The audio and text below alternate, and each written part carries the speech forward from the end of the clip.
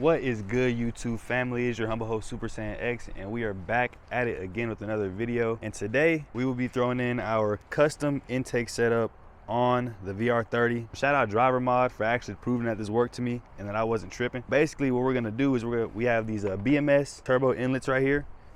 These are gonna go onto the turbos like so, and then we're gonna stick the OEM MAF housing where your MAF sensor goes right here.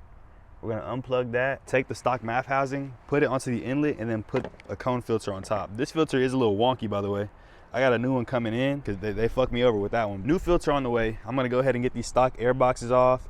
You gotta take off the shroud right here. You're gonna wanna remove your stock air boxes. I went with the cone filters that Driver Mod used in his video only because the shroud fits over it, and I do wanna keep the shroud on here because I'll show y'all when I remove it.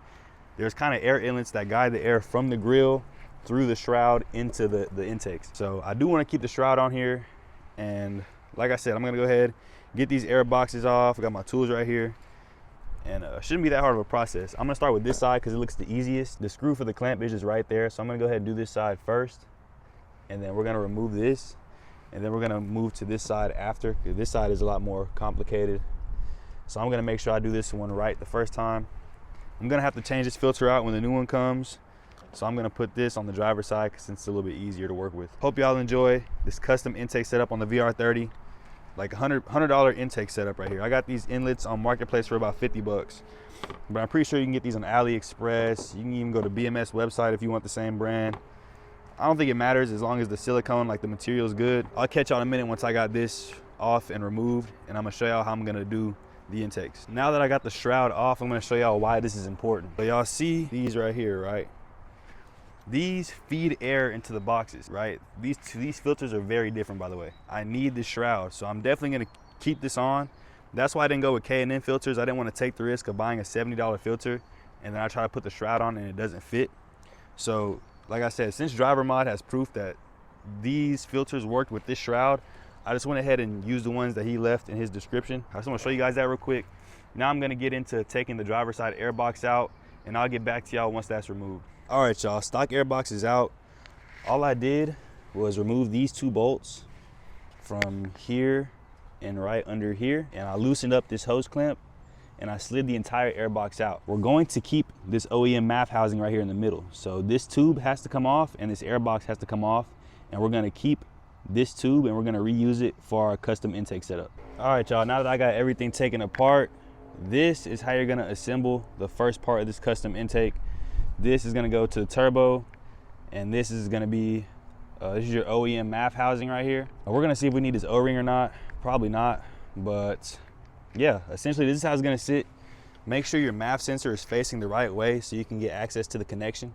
So essentially it's gonna sit on here like this, and you're gonna have your filter sticking up. Very similar to the Boosted 6 intakes that you guys are paying $300 for. These intakes are only gonna cost me around $100. So yeah, stock MAF housing, turbo inlet, and a filter. And that's really all you need, bro. Intakes for the VR30. I'm gonna get this in and show y'all what it looks like when it's completely installed.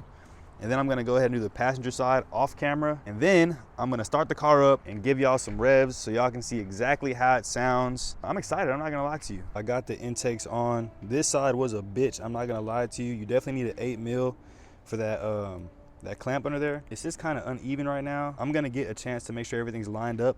But for right now, I'm just gonna start the car and see how everything is. Everything is tight right now. I was able to fit the heat shield back on. Maybe I just have the inlets clocked funny. That's why they look like this. But we'll check it out in a sec. I am able to close the hood. I don't really have any movement on this side right here at all.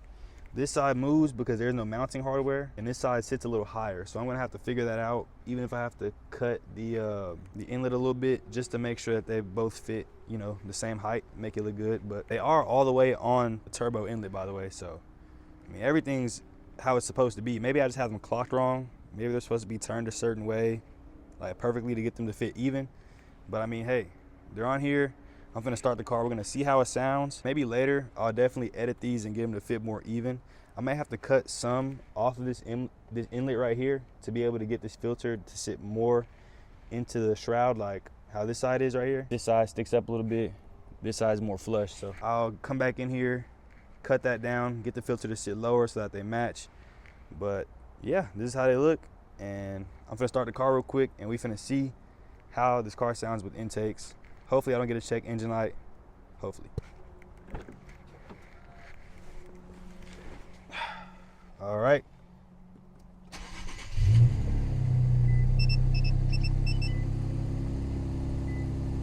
Everything looks fine right now on the dash. Let's go check, see what's up.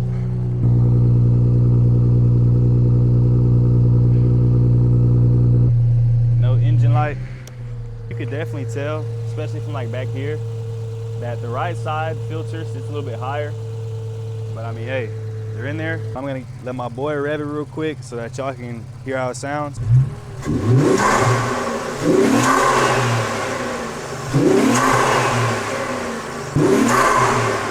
That shit sounds good. I don't know about y'all, but I think that shit sounds good.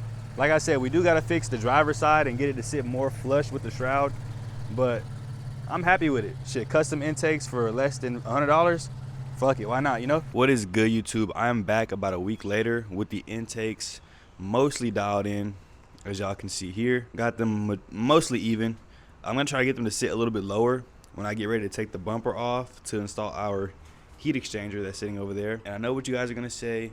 Oh, these are hot air intakes. These are hot air intakes. Listen, the Racebox already made a video that proved that the open air box setup with a heat exchanger is more effective than closed air boxes or air boxes with panel filters in them. These cars are air to water cooled, which means intake temperatures don't matter as much.